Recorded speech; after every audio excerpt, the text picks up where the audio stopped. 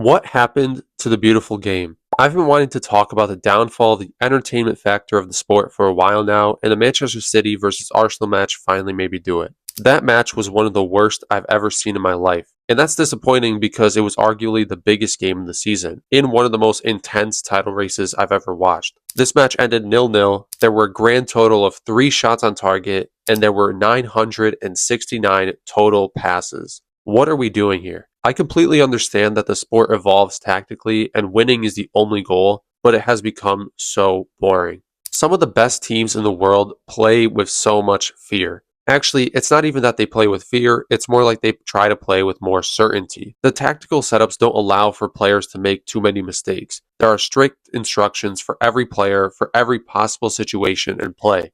Players are instructed not to take as many risks. They don't have any freedom on the pitch. Every player has a specific role, and they become a cog in the machine. In some teams, players don't even take shots from outside the box anymore because it's most likely a waste of a chance to swing the ball out wide or to reset play. Players, especially wingers, don't even try to beat their defenders anymore because losing the ball would dismantle that entire tactical setup in that moment in the match. This all makes sense. Managers instruct players to play in a way that is guaranteed to generate chances. Teams play as cohesive units and they constantly repeat the same passes over and over again because that is what works. Or they are hoping that is what is going to work. Again, I understand the tactical evolution of the game and that teams are trying to be as efficient as possible, which is fine, but it makes many of the games feel like a waste of time for the viewers. Even though the game is extremely tactical and there is a desire for everything to be perfect, that doesn't mean that the matches can't be good or competitive. I just typically don't find them that entertaining. For years, we watched Manchester City and Liverpool have some of the most intense and entertaining matches against each other. But the issue is that these are rare occurrences in big games for me personally. It all depends on if the teams are still playing good football or not. A lot of big games are extremely tactical, but these tactics don't result in quality football. For example, that Manchester City versus Arsenal match was never going to be that entertaining because both teams play an extremely strict style. But it still could have contained quality football, it just unfortunately didn't.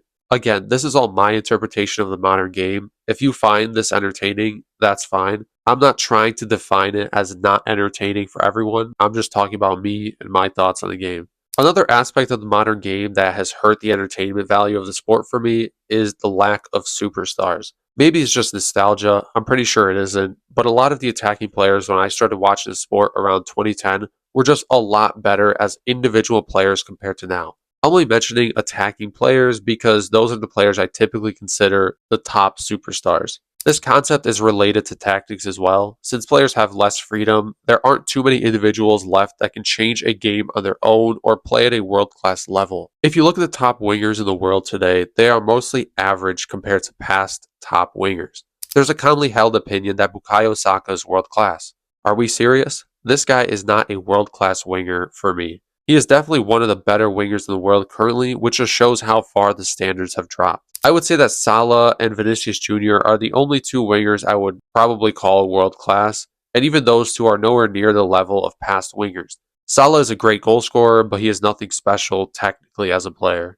Also, strikers have had a disastrous downfall in quality as well. There really aren't many world-class strikers. I think Erling Haaland and Harry Kane are world-class and could be viewed as superstars. And then after those two, the other strikers are mostly not even close. However, as I mentioned earlier, this is simply related to the tactical evolution of the game. Wingers and strikers don't usually have the most important role in the team. Strikers used to be players that the team would look to change a game in a second. But now, most of these strikers can't even finish and they have no composure. It's less about being a game changer and more about just playing your role effectively now.